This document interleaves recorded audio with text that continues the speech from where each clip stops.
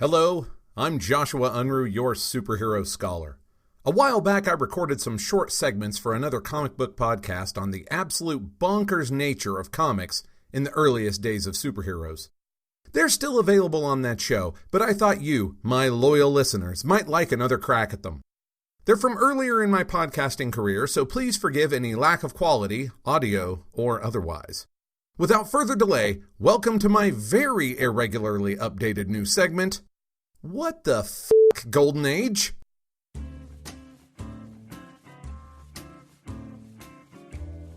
Hello, and welcome to the inaugural episode of What the F***, Golden Age? I'm your host for this segment, Joshua Unruh. The Golden Age of superhero comics could not have been a weirder time. For those of you that haven't dove into those deep and ancient waters, the Golden Age spans from June 1938 to October 1956. In other words, its bookends are Action Comics #1, the first appearance of Superman and the genesis of the entire superhero concept, and Showcase #4, the introduction of the modern Flash. The most peculiar thing about the Golden Age is how instantly successful superheroes were as a concept, without anybody having a clue how the rules of the genre would shake out. Not to mention that the storytelling in American-style comic books would take decades to develop and refine. So what you mainly see in the Golden Age is the proliferation of some truly bizarre character concepts combined with storytelling techniques that are simultaneously brilliant and puerile. You see, nobody knew what they were doing yet, so everything they tried was brand new. But a lot of it turned out to be a really bad idea. Though in fairness, you could only tell in hindsight. My goal with What the F*** Golden Age is to trot out some of the random characters and stories from that period and just tell you about them. Then give you a link to read them for yourselves. Beware, some of these are kind of insane and a lot of them aren't very good. But fear not, I'll start you off with something relatively simple. I submit to you, The Boy King and the Giant. The Boy King and his Cyclopean pal were published by Clue Comics beginning in its very first issue with a publication date of January 1943. He shared page count with some other characters I guarantee we'll talk about later. Those other guys are Nightmare and Sleepy, Stupid Manny, Microface, Zippo, Jackie Law and the Boy Rangers, Twilight, and a prose story called The Smoke Rings of Death. That's nearly 70 pages of slam-bang entertainment for a thin dime. Now the date alone should tell you that there are going to be Nazis in this story. After all, due to when the Golden Age started, Nazis are going to become a staple of all kinds of adventure stories, including superheroes. In fact, this will actually cement their place as the go-to villain even into modern comics. But just in case you weren't expecting Nazis in 1943, the first page seals the deal. Richard the Lionhearted ripped the chains from all Christendom. David conquered Goliath and freed the Israelites from eternal bondage. Abraham Lincoln is unforgettable by free men. Lord Wellington ended Napoleon's dream of world conquest. And George Washington, the guiding star of our great nation, freed us from another day's tyranny. You may be seeing a theme here. Also from that first page. Tyrants are criminals, and like crime, they may appear anywhere. Tyrants destroy all that is good. If you stand in their way, you will be struck down. That is, unless you are made of the stuff that is the Boy King. The titular Boy King begins the story as merely the crown prince of the tiny nation Swisslakia, which has the bad luck of being sandwiched between France, Germany, and Italy in 1943. Don't go looking at your maps, though, because there is no Swisslakia. And the story sees to it that fiction mirrors reality by around page 3. By then, we've been introduced to Swisslakia's idyllic populace, its good king, its eager-to-please prince, and some other guys who won't matter because then the Nazis march in and wreck the joint.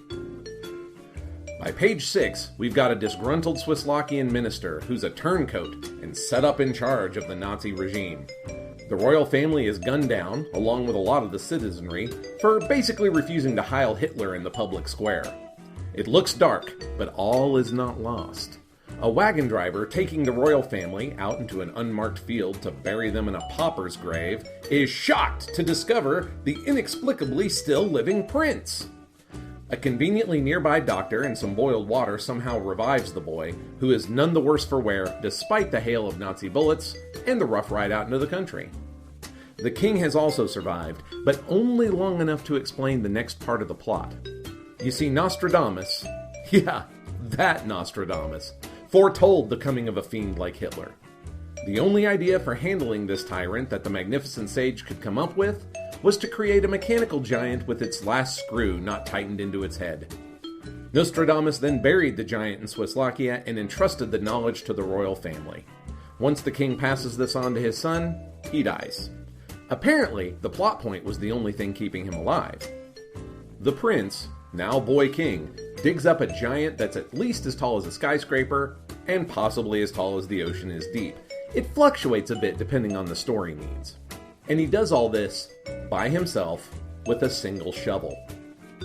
Though the story doesn't address it, you can only imagine the depredations the newly minted king's people suffered under the Nazi regime for the 2 or 3 years it would take to dig a hole that big. But this is the Golden Age. Time has no meaning, and within a panel or two, the boy king has unearthed the giant and tightened the screw in its head by hand. Did I mention the screw is as big as his entire body? Despite these amazing feats of strength that should make the boy king more than capable of taking on a Nazi division all by himself, he frets when the giant doesn't immediately get moving. But 2 panels later, the giant's up and around. False conflict is a hallmark of the Golden Age, you guys. From there, it's just the giant stomping tanks flat, grabbing planes out of the air, and generally wrecking all the Nazi face that dared to goose-step its way into Swisslakia. Oh, and by the way, Grouse, the turncoat Nazi governor, is squished like a bug in the iron grip of the giant. Swisslakian kings do not fuck about, you guys.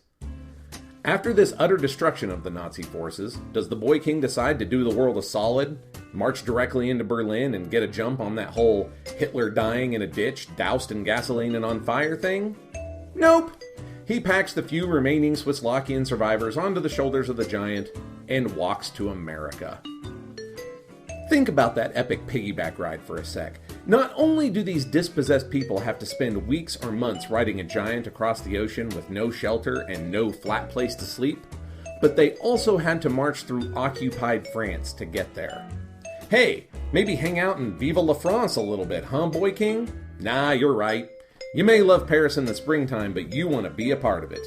New York, New York. Despite these obvious lacks of heroism, the boy king is clearly meant to be a superhero. For no apparent reason other than to show off how ripped the dude is, his royal regalia is skin tight.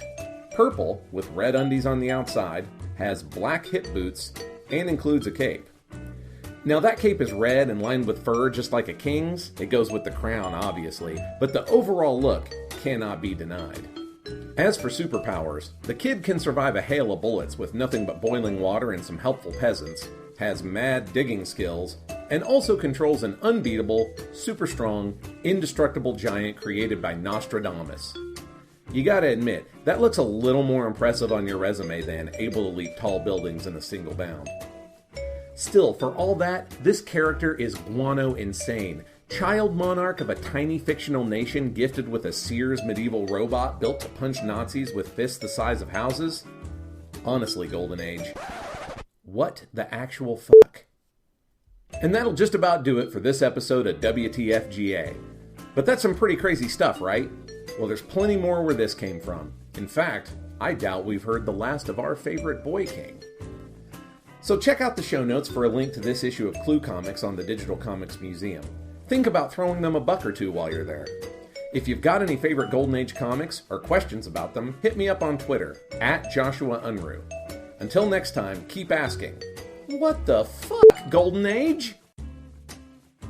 WTF Golden Age is a Pulp Diction Productions program and is 100% supported by listeners like you. To find out how you can keep this and our other shows in production, check out patreon.com/pulpdictionproductions. And if you can't support us financially, please leave the show a rating and review on iTunes. It's the best way to help others discover the show and join the conversation. Keep up with everything we're doing at www.pulpdiction.biz or find us at www.facebook.com/pulpdictionproductions.